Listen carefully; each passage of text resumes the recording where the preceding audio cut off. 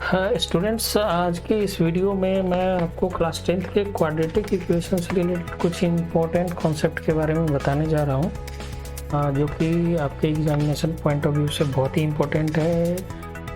ऐसे क्वेश्चन आपको 1 मार्क्स में भी आ सकते हैं, 2 मार्क्स में भी आ सकते हैं। तो इस वीडियो को शुरू से लेकर के अंत तक देखिए और इसके सारे कॉन्सेप्ट को समझने की कोशिश कीजिए। एक बहुत ही इम्पोर्टेंट कॉन्सेप्ट है आपके लिए। तो जैसा कि हम लोग जानते हैं कि क्वाड्रेटिक इक्वेशन कोई भी जो होता है उसका एक फॉर्म होता है कि क्वाड्रेटिक इक्वेशन का जो फॉर्म होता है वो होता है ax² plus bx plus c is equal to 0 और a जो होता है वो 0 के बराबर नहीं होता। और साथ में हम लोग ये जानते हैं कि इसका जो नेचर ऑफ रूट्स होता है उसको हम लोग आइडेंटिफाई करने के लिए डी डिस्क्रिमिनेंट का यूज़ करते हैं। जो डी का जो वैल्यू होता है वो होता है b² माइनस 4ac होता है। अब मैं आपको इससे रिलेटेड कुछ इम्पोर्टेंट कॉन्सेप्ट के बारे में बताने जा रहा हूँ। अगर डी का वैल्यू जो है अगर ग्रेटर देन 0 आ गया तो इसके दो रियल डिस्टिंक्ट रूट होंगे और अगर आपका d का वैल्यू 0 के बराबर आ गया तो इसके केवल एक ही रूट होंगे, एक रियल रूट होंगे।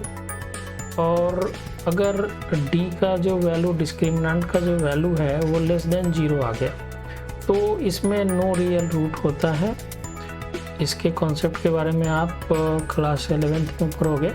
नो रियल रूट होते हैं जिसको कि हम लोग इमेजिनरी रूट्स के नाम से जानते हैं। अब मैं आपको इससे रिलेटेड एक और इम्पॉर्टेंट चीज़ के बारे में बताने जा रहा हूँ, जो कि ग्राफ से रिलेटेड है।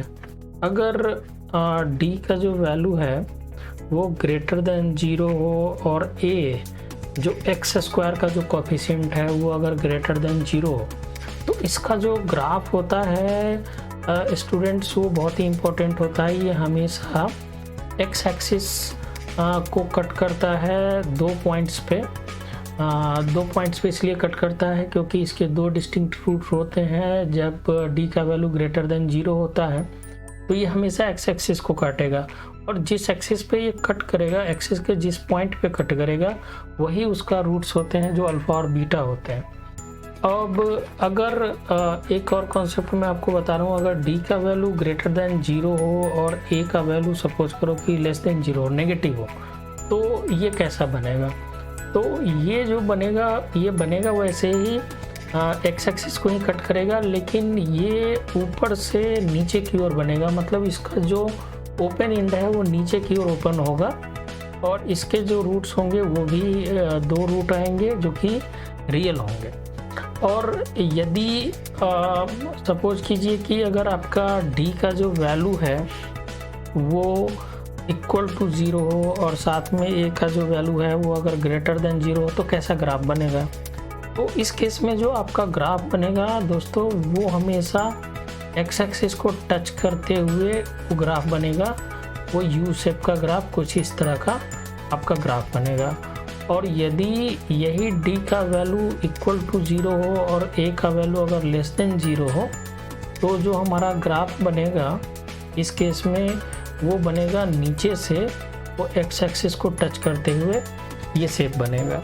तो ये कॉन्सेप्ट आपके लिए बहुत ही इम्पोर्टेंट है और ये आपके एग्जामिनेशन में हो सकता है कि 1 मार्क्स से क्वेश्चन में आए।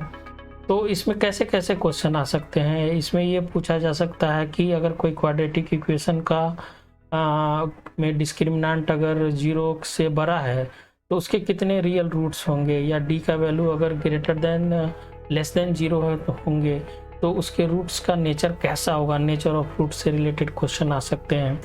या आपसे ये भी पूछा जा सकता है कि अगर d का वैल्यू ग्रेटर देन 0 है, a का वैल्यू ग्रेटर देन 0 है तो इसका ग्राफ जो है वो एक्स एक्सिस को कितने पॉइंट पे कट करता है। तो इस तरीके का क्वेश्चन आपके एग्जामिनेशन में आ सकता है। तो आप इसके कॉन्सेप्ट को समझ करके आप सवाल को करेंगे वहाँ। Thank you.